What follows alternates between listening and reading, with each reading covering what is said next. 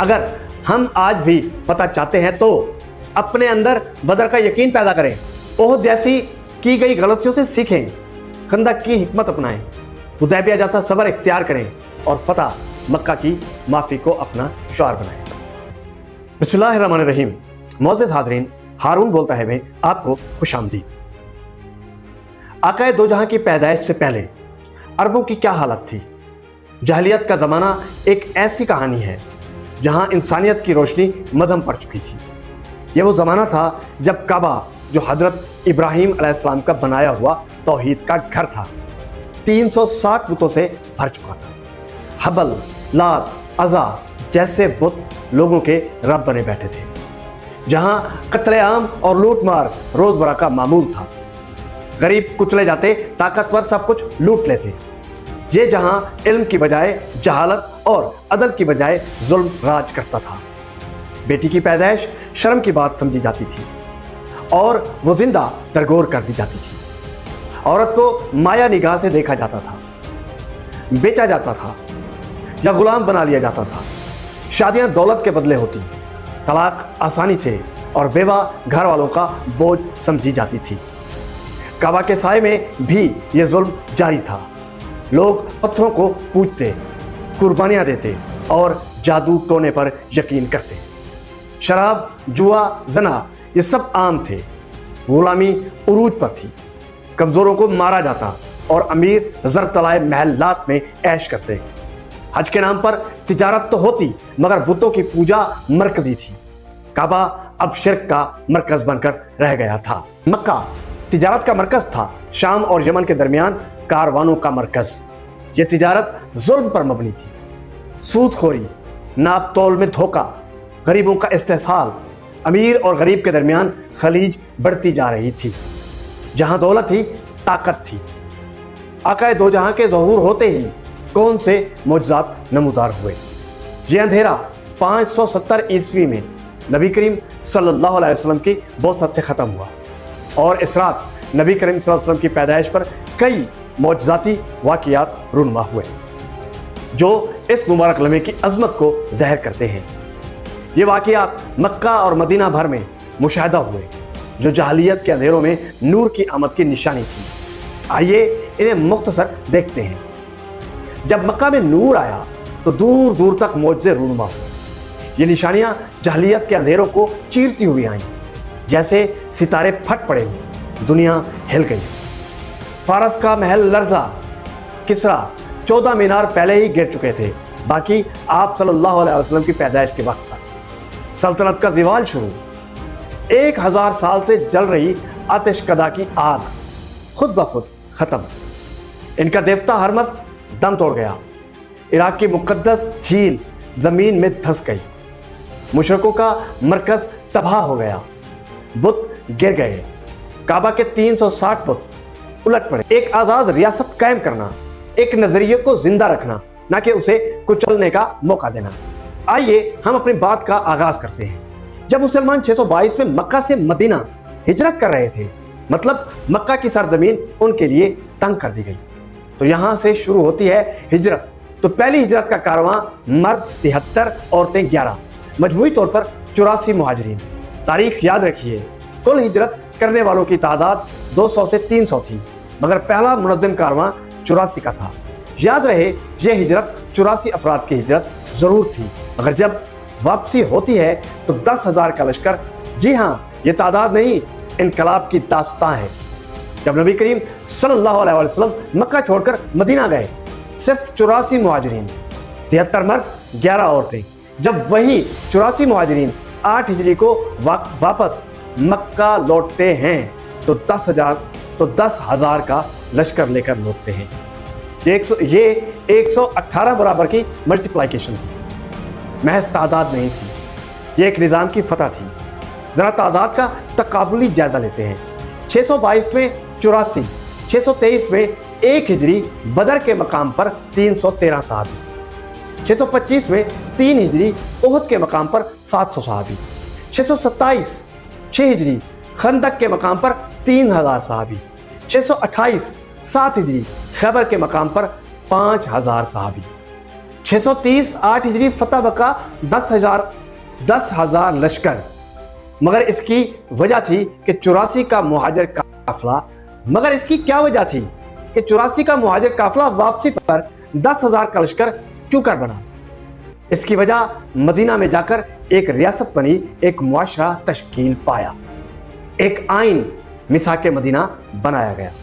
یہ جنگ کا پہلا اصول ہے، اگر میدان تمہارے خلاف ہو میدان بدل دو۔ ایک جملہ مگر مکمل حکمت عملی۔ یہ صرف ایک قول نہیں، یہ سوچ کا انقلاب ہے۔ یہ وہ اصول ہے جو کمزور کو مضبوط اور شکست کو کامیابی میں بدل دیتا ہے۔ اس جملے کا اصل مطلب کیا ہے؟ اکثر لوگ سمجھتے ہیں کہ بہادری کا مطلب ہر حال میں ایک ہی جگہ ڈٹے رہنا، مگر حقیقت اس کے برعکس ہے۔ اگر حالات ہمارے خلاف ہوں، اگر وسائل کم ہوں، اگر دشمن مضبوط ہو، تو اندھا دھند لڑنا بہادری نہیں، حماقت ہے۔ اصل بہادری یہ ہے کہ تم صورتحال کو سمجھو اور حکمت سے فیصلہ کرو۔ تاریخ کا سب سے بڑا عملی نمونہ جب حضرت محمد صلی اللہ علیہ وآلہ وسلم نے مکہ میں ظلم بڑھتا دیکھا تو آپ صلی اللہ علیہ وآلہ وسلم نے وہی کیا جو ایک عظیم لیڈر کرتا ہے۔ آپ صلی اللہ علیہ وآلہ وسلم نے میدان بدلا۔ ہجرت بظاہر پیچھے ہٹنا تھا، مگر حقیقت میں یہ آگے بڑھنے کی تیاری تھی، میدان بدلنے کی حکمت۔ میں آپ سے پوچھتا ہوں، کیا ہجرت شکست تھی یا فتح کی تیاری؟ میدان بدلنا بھاگنا نہیں ہوتا، یہ اپنے آپ کو بہتر پوزیشن میں لانا ہوتا ہے، اپنی طاقت کو محفوظ رکھنا۔ ہر جنگ لڑنا ضروری نہیں، کچھ جنگیں چھوڑ دینا بڑی جنگ جیتنے کے لیے ضروری ہوتا ہے۔ نئے مواقع پیدا کرنا، جب تم ماحول بدلتے ہو تو امکانات بھی بدل جاتے ہیں۔ آج کی زندگی میں اس کا اطلاق صرف جنگ کے لیے نہیں، زندگی کے ہر میدان کے لیے۔ تعلیم میں ایک طریقہ سمجھ نہیں آ رہا تو طریقہ بدل دو۔ کاروبار میں اگر مارکیٹ ناکام ہو رہی ہے تو نئی مارکیٹ تلاش کرو۔ دعوت اور اصلاح میں اگر لوگ سختی سے دور ہو رہے ہیں تو انداز بیاں بدل دو، لہجہ بدل دو۔ ذاتی زندگی میں اگر ایک ماحول تمہیں گرا رہا ہے تو ماحول بدل دو۔ میں آپ سے پھر یہی سوال کرتا ہوں، کیا آپ ہار رہے ہو یا آپ غلط میدان میں لڑ رہے ہو؟ اصل راز، دنیا کے بڑے لیڈرز ہمیشہ ایک بات جانتے ہیں، وہ لڑائی نہیں جیتتے، وہ صحیح میدان منتخب کرتے ہیں۔ اگر میدان تمہارے خلاف ہو، جیسے اس وقت مسلمان تعداد میں قلیل تھے، تو اس وقت مکہ کا کوئی بھی میدان مسلمانوں کی جنگ چھیڑنے کا متحمل نہیں تھا۔ میدان بدل دو۔ یہ بزدلی نہیں، یہ اعلیٰ درجے کی ذہانت ہے۔ یہ حکمت تھی جس نے کمزور مسلمانوں کو ایک طاقت بنایا، اور وہی 84 مہاجرین اپنی جنگ جیتنے کے لیے مکہ بدل کر مدینہ گئے، خود کو مضبوط کیا، اور یہی اصول آج بھی آپ کو شکست سے نکال کر کامیابیوں کی طرف لے جا سکتا ہے۔ اگر ہم واقعی جیتنا چاہتے ہیں تو صرف لڑنا نہ سیکھو، صحیح جگہ پر لڑنا سیکھو۔ اب آتے ہیں تیسرے مرحلے کی طرف، 3 جنگیں، طاقت نہیں تربیت۔ نمبر 1، غزوہ بدر، کمزوری میں طاقت، تعداد کم، وسائل کم، مگر ایمان مضبوط۔ نتیجہ، جنگ صرف ہتھیاروں سے نہیں، یقین سے جیتی جاتی ہے۔ کمزور بھی جیت سکتا ہے اگر اس کے پاس مقصد واضح ہو۔ نمبر 2، غزوہ احد، غلطی کی قیمت۔ مسلمانوں کو ابتدا میں فتح ملی، مگر ایک چھوٹی سی نافرمانی نے سب کچھ بدل دیا۔ نتیجہ، نظم و ضبط کے بغیر فتح ممکن نہیں۔ قیادت کی بات ماننا کامیابی کی کنجی ہے۔ نمبر 3، غزوہ خندق، ذہانت کی جنگ۔ جب دشمن نے چاروں طرف سے حملہ کیا تو تلوار نہیں، تدبیر استعمال ہوئی، خندق کھودی گئی۔ نتیجہ، ہر جنگ تلوار ہتھیار سے نہیں جیتی جاتی، نئی حکمت عملی اپنانا کامیابی کی علامت ہے۔ تیسرا مرحلہ، صلح حدیبیہ، بظاہر ہار، اصل میں جیت۔ جب مسلمانوں کو مکہ جانے سے روکا گیا تو ایک معاہدہ ہوا جسے ہم صلح حدیبیہ کے نام سے جانتے ہیں۔ بظاہر شرائط سخت تھی، صحابہ کو لگا یہ کمزوری ہے، مگر رسول اللہ صلی اللہ علیہ وآلہ وسلم نے اسے قبول کیا۔ کیوں؟ حکمت۔ جنگ کو روک کر امن قائم کرنا، لوگوں کو اسلام سمجھنے کا موقع دینا، دشمن کے دل نرم کرنا۔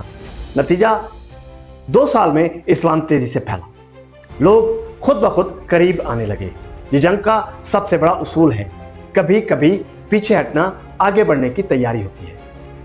मोहतरम सामीन, क्या आपने कभी सोचा कि एक नबीउल्लाह सल्लल्लाहु अलैहि वसल्लम जब 1400 सहाबा लेकर उम्रा की नीयत से मक्का जाएं तो कुरैश उन्हें रोक लें और फिर एक ऐसा मुआहिदा लिखा जाए जिसमें लिखा हो मोहम्मद बिन अब्दुल्लाह, न कि रसूलुल्लाह सल्लल्लाहु अलैहि वसल्लम। और सहाबा कराम पूछें, ऐ अल्लाह के रसूल, क्या यही वो दीन है जिस पर हम ईमान लाए? क्या आपको अंदाज़ा है क्या हो रहा है?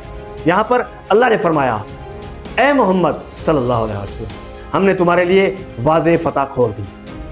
ये सुलह हुदैबिया थी, सबर का लिबास, फतह का ताज।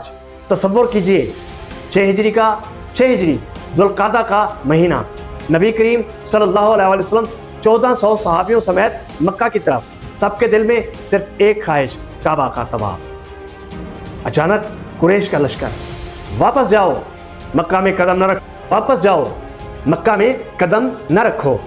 सवाल उठा, क्या जंग होगी? नबी सल्लल्लाहु अलैहि वसल्लम का हुक्म, हरम में तलवार नहीं निकलेगी। उस्मान रज़ियल्लाहु तआला अन्हु निगोशिएशन के लिए तशरीफ ले गए। 3 दिन गुजरे, खबर आई उस्मान रज़ियल्लाहु तआला अन्हु शहीद हो गए। बैयत रिजवान 1400 सहाबा, हाथ है नबी सल्लल्लाहु अलैहि वसल्लम पर। अल्लाह हमारा मौला, रसूल हमारा इमाम। खबर मिलती है हज़रत उस्मान खैरियत से हैं। फिर सुहेल बिन उमरू निगोशिएशन में, मोहम्मद बिन अब्दुल्ला लिखो, रसूलुल्लाह नहीं सल्लल्लाहु अलैहि वसल्लम। हज़रत अली रज़ियल्लाहु तआला अन्हु का हाथ कांपा, मगर आप सल्लल्लाहु अलैहि वसल्लम ने फरमाया, लिख दो। लिख दिया गया। सवाल नंबर 2, रिसालत के वक्त मोहम्मद और रसूलुल्लाह सल्लल्लाहु अलैहि वसल्लम लिखा जाता, मगर मोहम्मद बिन अब्दुल्ला एक हिकमत थी। सामीन सुनिए वो शिकें जो सहाबा के दिल झंझोड़ देती थी। 10 साल मुकम्मल अमन, जंग न लड़ सकेंगे। इस साल मक्का न अगले साल 3 दिन उम्रा महरूम। कुरैश से मदीना, अगर कोई आपकी तरफ आया तो वापस, सख्त तरीन शर्त। मदीना से मक्का गया तो ना रोका जाए, कुरैश फायदा। हज़रत उमर रज़ियल्लाहु तआला अन्हु उठे, ए रसूलुल्लाह सल्लल्लाहु अलैहि वसल्लम, क्या यही वो जिहाद है? अबू बकर रज़ियल्लाहु तआला अन्हु, वो सच कहते हैं, वो अल्लाह के रसूल हैं। और फिर आसमान से आवाज़ गूंजी, ए मोहम्मद सल्लल्लाहु अलैहि वसल्लम, हमने तुम्हारे लिए वादे, ए मोहम्मद सल्लल्लाहु अलैहि वसल्लम, हमने तुम्हारे लिए वादे फतह खोल दी। सुलह हुदैबिया, खुफिया फतूहात जो दुनिया को हैरान कर गई। सवाल नंबर 3, वो फतह मुबीन क्या थी? फतह मुबीन, फतह नंबर 1, इस्लाम की आज़ादाना तबलीग, यानी 1400 से 10,000 मुसलमान, 1400 से 10,000 मुसलमान 2 साल में। फतह नंबर 2, कबाइल की बैयत, बनु सलीम, अशजा, मजनी, सब मदीने की तरफ। फतह नंबर 3, कुरैश की कमजोरी, मुआशी बुलाक, सफारती तन्हाई। और सबसे बड़ी फतह, कुरैश ने खुद मुआहिदा तोड़ दिया। ग़ज़ा पर हमला, शक नंबर 5 की खिलाफ वर्जी। नबी सल्लल्लाहु अलैहि वसल्लम अब जो चाहे करें। 10,000 का लश्कर, 90 हिकमत, तलवार से पहले कलम की ताकत, तलवार से पहले कलम की ताकत से बगैर एक कतरा खून के मक्का फतह। सवाल नंबर 4, ये कैसा मौजज़ा था? जवाब, 3 मौजज़ाती उसूल। सफारती सबर, हुदैबिया की 10 साला चाल, माशी हिकमत, तिजारत खुल गई, कबाइल आए, नफ्सियाती जंग हुई, कुरैश ओवर कॉन्फिडेंट, अबू सुफियान ने तस्लीम किया, मोहम्मद सल्लल्लाहु अलैहि वसल्लम की कौम ने हमें चकमा दे दिया। सामीन, आज जब ईरान हरमुज़ बंद कर रहा है, अमेरिका बमबारी कर रहा है, सुलह हुदैबिया पुकार रहा है, ईरान हरमुज़ जुज़वी खोलो, जैसे हुदैबिया में उम्रा दिया। पाकिस्तान सफारती सबर को OIC शटल डिप्लोमेसी थी। मुस्लिम दुनिया इत्तेहाद बनाओ, मिसाक मदीना। सवाल नंबर 5, क्या हम हुदैबिया वाली हिकमत सीखेंगे या हथियार उठाएंगे और तबाह होंगे? याद रखिए, सुलह हुदैबिया में लिखा मोहम्मद बिन अब्दुल्ला। जब मक्का फतह हुआ तो नारा बुलंद हुआ, ला इलाहा इल्लल्लाह मुहम्मद रसूलुल्लाह सल्लल्लाहु अलैहि वसल्लम। इस्तकामत से रिसालत तक का सफ़र, सुलह से सल्तनत का सफ़र, सबर से फतह का सफ़र। आज मैं आपसे पूछता हूँ, क्या हम हुदैबिया वाला सफ़र करेंगे या जल्दबाजी में तबाही मोल लेंगे? खुदा के रसूल सल्लल्लाहु अलैहि वसल्लम ने साबित कर दिया, तलवार से पहले कलम, जंग से पहले सुलह, हिकमत, फतह मुबीन, सुलह हुदैबिया जिंदाबाद, नबवी हिकमत पाइंदाबाद, फतह मुबीन का ख्वाब सच हुआ। चौथा मरहला फतह मक्का, ताकत नहीं किरदार की जीत। 10,000 का लश्कर मक्के की तरफ बढ़ा, कोई खूनरेजी नहीं, कोई इंतकाम नहीं। और जब मक्का फतह हुआ तो सब हैरान रह गए। जिन्होंने जुल्म किया, जिन्होंने निकाला, जिन्होंने सताया, आज वो सब सामने खड़े थे। और सवाल ये था, आज क्या होगा? क्या इंतकाम लिया जाएगा? नहीं, आप सल्लल्लाहु अलैहि वसल्लम ने फरमाया, आज तुम पर कोई गिरफ्त नहीं, जाओ तुम सब आज़ाद हो। यही है असल फतह। ये तलवार की फतह नहीं थी, ये दिलों की फतह थी। दुश्मन दोस्त बन गए, नफरत मोहब्बत में बदल गई। शहर बगैर जंग के जीत लिया गया। आज के मुसलमानों के लिए सबक, आज हम क्यों हारते हैं? क्योंकि हम समझते हैं गुस्सा ताकत, शोर असर, लड़ाई हल। मगर सीरत हमें सिखाती है हिकमत के बगैर ताकत बेकार है। सिर्फ ताकत नहीं, हिकमत जरूरी है। सब्र सबसे बड़ा हथियार है। जल्दी करने वाला हमेशा हारता है। मुआफ़ी सबसे बड़ी फतह है। जो माफ़ कर सकता है वही असल फातेह है। इत्तेहाद कामयाबी की बुनियाद है। ओहद बताता है कि इख्तलाफ शिकस्त लाता है। नजरिया मजबूत हो तो कौमी यकजहती है, और बदर हमें यही सिखाता है। एक सवाल, आज का मुसलमान कहाँ खड़ा है? क्या हम हिकमत इस्तेमाल करते हैं, सब्र करते हैं, दुश्मन को माफ कर सकते हैं, या हम सिर्फ रद्द अमल देते हैं? जंग जीती है या दिल? आज फैसला आपको करना है। क्या आप तलवार से जीतना चाहते हैं या किरदार से? चूंकि तारीख गवाह है, मक्का तलवार से नहीं किरदार से फतह हुआ था। आखिरी बात, अगर हम आज भी फतह चाहते हैं तो अपने अंदर बदर का यकीन पैदा करें, ओहद जैसी की गई गलतियों से सीखें, खंदक की हिकमत अपनाएं, हुदैबिया जैसा सब्र इख्तियार करें, और फतह मक्का की माफ़ी को अपना शिआर बनाएं। तभी हम न सिर्फ जंग जीतेंगे बल्कि दुनिया के दिल भी जीत लेंगे। इसी के साथ हारून बोलता है को इजाज़त दीजिए। अल्लाह आप सबका निगहबान।